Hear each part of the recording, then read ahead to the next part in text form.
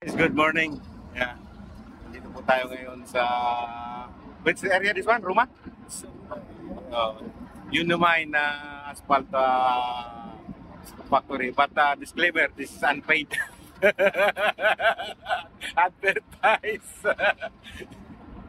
Conduct a trial mix for the wearing course that to be used and can call it the road diversion. And then Pasig plant. What number of the Pasig plant? 08? Yes. 08. And then It's a super pay. super pay design. It's a super pay design. Yeah. 70 minus 10. That's going to be used for the King Khalid road. This is my colleague, my boss. That is my boss. No, this is my boss, Mr. Alvin. No, that is my Pleasure, boss. pleasure meeting you, sir. See, thanks, guys. Full support of this Unimine company. Sampling now. They are taking now some sample. So, Temperature is taking done. yes. 2 batch of samples. Yeah, for 1 sample po. But it's looking like monolithic. The nominal size of aggregates is 12.5. Design super big.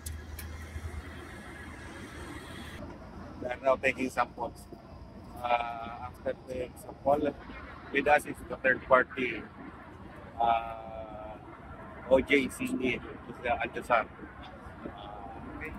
And then headed by our one of the manager there, Mr. Benson, the materials laboratory manager. Tapos marami po sila dyan, mga Pilipino, kami na sample. Hopefully, pero sa tingin ko yung maganda naman yung mix ng Unimine. Siguradong papasa naman ito. I-update pa yung kung ano resulta ng laboratory. After pala nito, yan, mag-ano kami magkakandak. Maybe tomorrow or tomorrow, punta tayo sa laboratory sa may Malagasy. Pag-last area, bisitahin natin si Boss Vincent. Yan, shout out sa iyo, Boss Vincent ng Cebu. Yan, laboratory manager ng OJCE Adjasar Laboratory.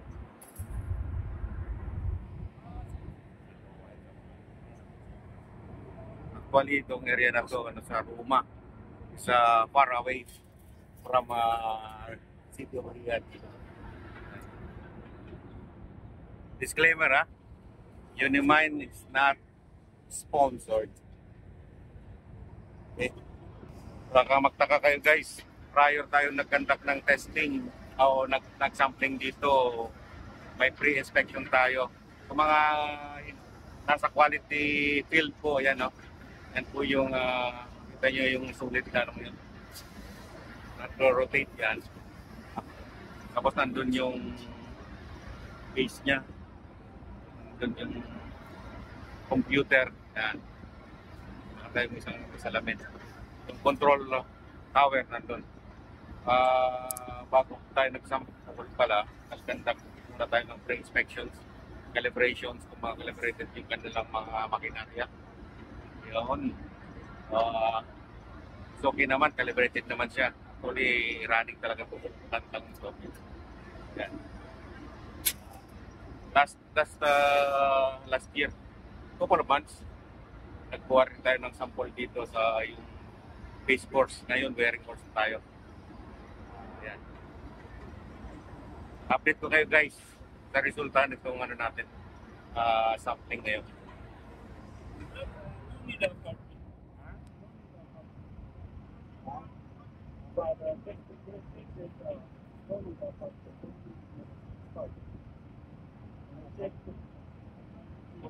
What is that?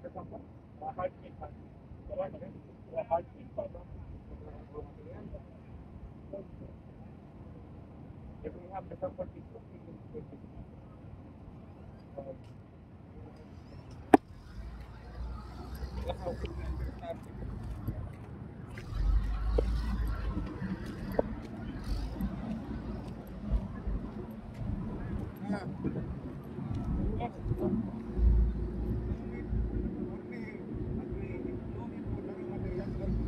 something that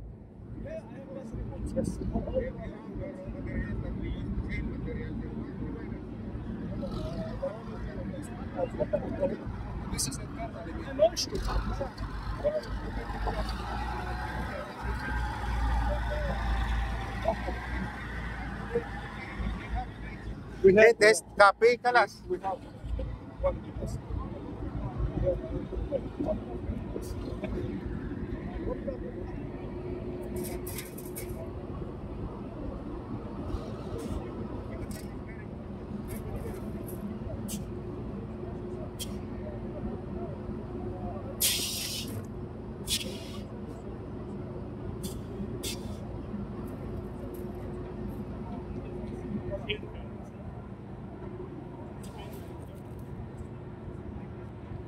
Guys, ito yung mga raw materials na ginamit.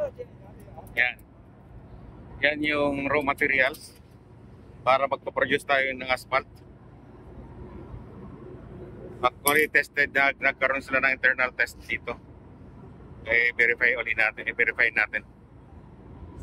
Guys, you know mine also they are taking their own sample also.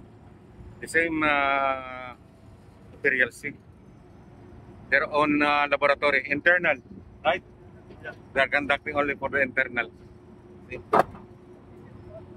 Okay, this is our technician, no? Shout out to Vincent.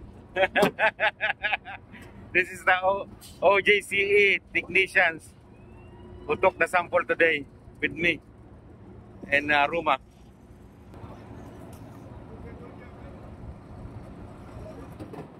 Okay guys, we will end. Until now, we will come back now to the